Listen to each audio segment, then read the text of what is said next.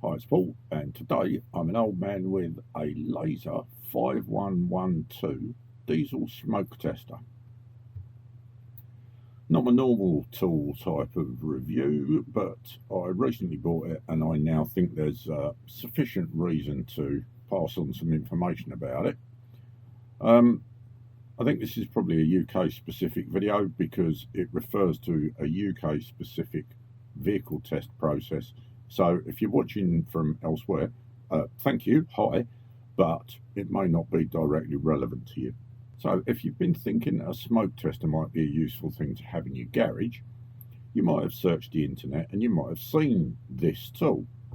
You might also have looked further and wondered about the price, because when I search for it on Google, I see some wild variations like this. So let me tell you right now why I think this is and what's missed in all these adverts. This tool is not generally suitable for testing vehicles newer than 2014, when the last major change in test criteria took place. If that loses some of you right now, then so be it, but I'm not prepared to do the, wait until the end for some interesting information.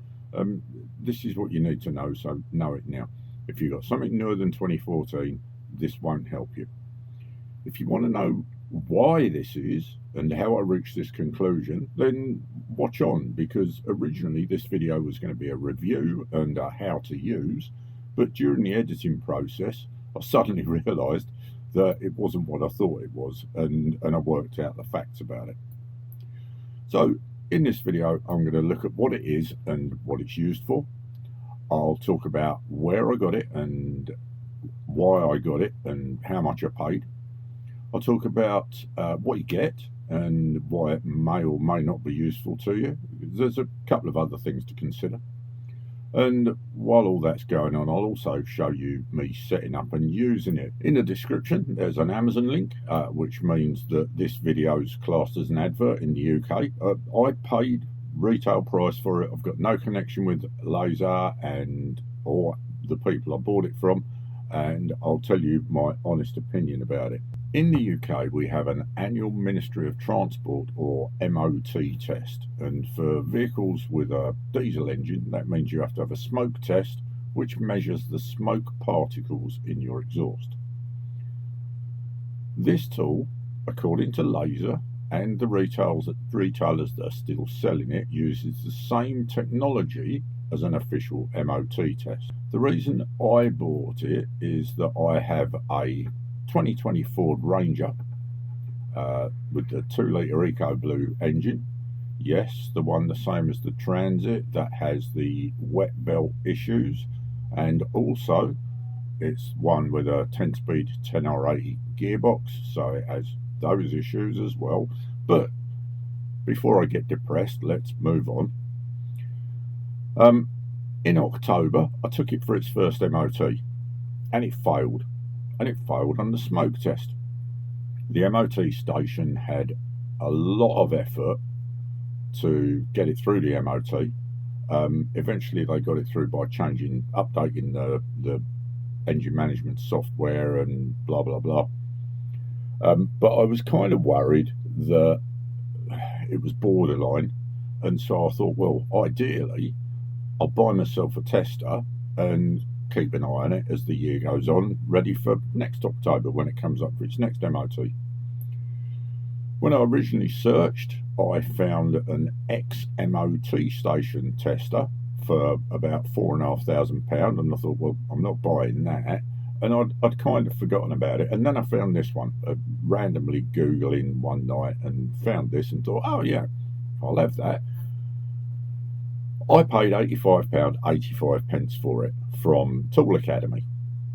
On Amazon today, November 2023, it's £92 on Amazon. I think it's out of stock at Tool Academy, but there's a couple of other places you can buy it around about the same price. And there's also a couple of places you can buy it at a much higher price, sort of up around the £700-800, £1,000 mark. If you go on to Laser Tools. If you go to the front of their site, you won't find it. If you search in test tools or garage tools, it's not there. But if you Google laser 5112 and just put that in as a search term, you'll find a link to the website.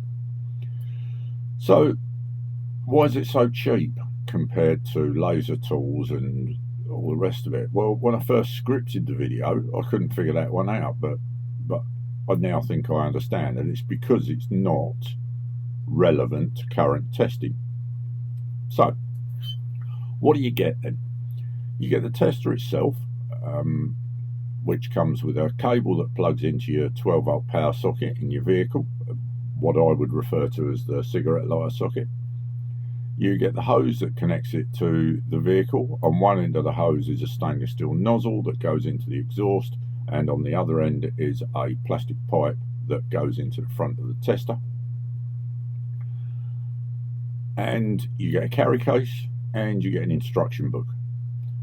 The instruction book is well worth a read because it tells you how to select the correct settings for your vehicle, assuming your vehicle comes under the age profile that it will test.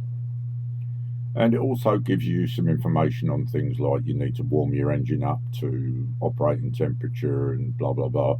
And you need to check your engine condition, cam belt, etc., etc., to avoid grenading your engine, because what you're going to do is run your engine absolutely flat out, foot hard to the floor, no load, but flat out for a period of time, sort of like, I don't know, 8, 10, 15 seconds, something like that.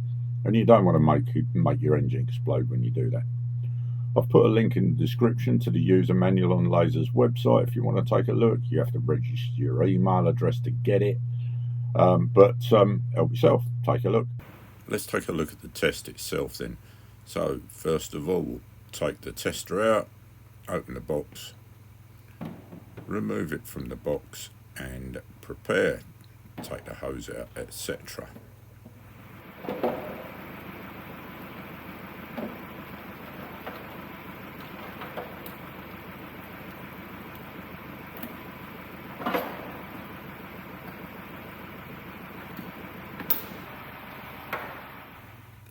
In the instructions it says connect the hose to the front of the machine and then don't connect it to the exhaust until you're ready. The exhaust on mine is an utter pain to get to, so I'm connecting it to the exhaust first and then I'll connect it to the machine when I'm ready.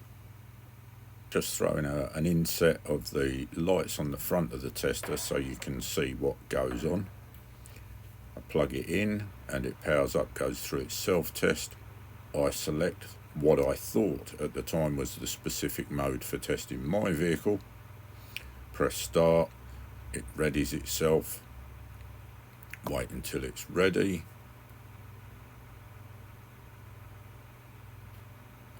plug in the hose, press start again, blue light flashes, I walk to the throttle pedal, and as the blue light goes solid, I need to rev the engine flat out and hold it there until the blue light goes out.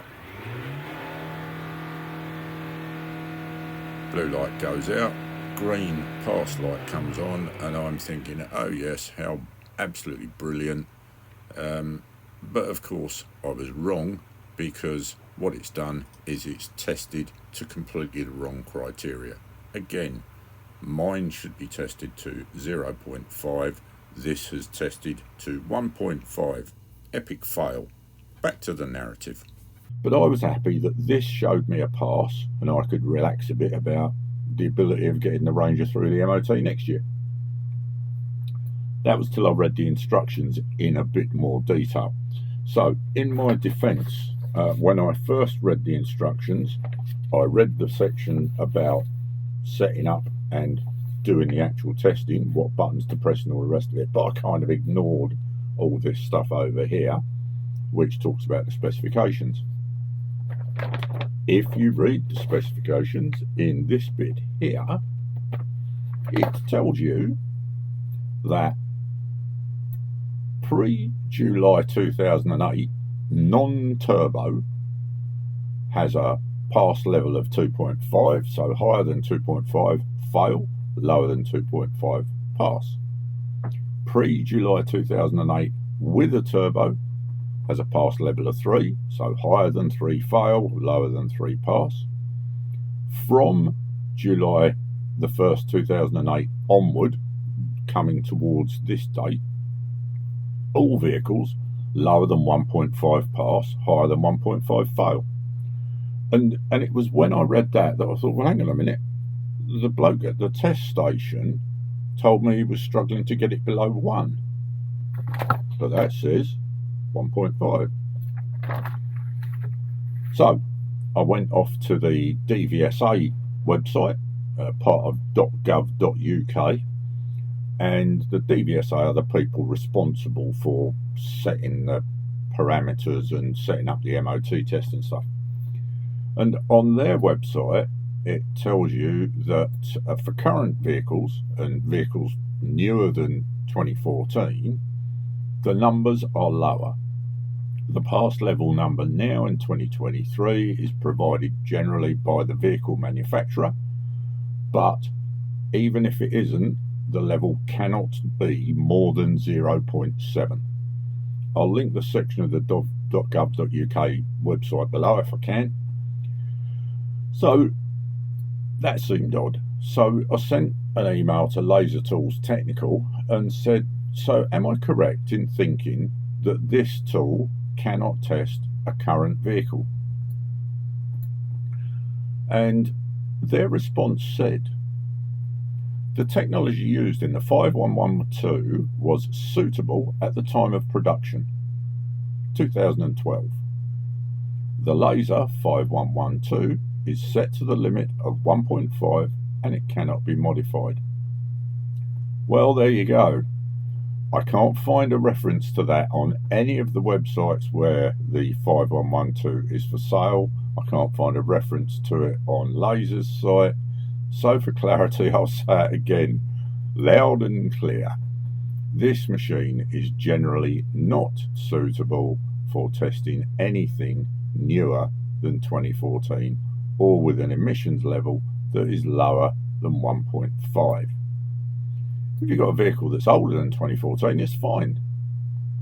If you've got some kind of mixed build, like an old vehicle with a new engine or a new vehicle with an old engine, then you might need to do your research, possibly contact DVSA or the VCA, Vehicle Certification Agency, and find out. Because if you've got a sort of mixture, then there might be a different case that will allow you a dispensation. Is it worth buying a tool then? Well, only an individual can decide. For £85, I can see a use case if you're thinking of doing a little bit of low-level motor trading on older vehicles, because it should give you a bit of an idea when you're looking at a vehicle whether it's got engine issues or not, provided it's older than 2014. If you've got this and a half-decent scan tool, then you could probably go around looking at older second-hand vehicles with a fair bit of confidence about what you're buying. But for any of us that have a diesel car, van, pickup, whatever, newer than 2014, it's no use whatsoever. For me, there may be enough pre-2014 diesels in the periphery of my world, so it will see a bit of use, but relating to why I bought it, to check my Ranger, it's just an ornament and it's not a particularly attractive one. So there you have it. Hope that's been a bit of help. Thanks for watching. See you in the next one. Bye.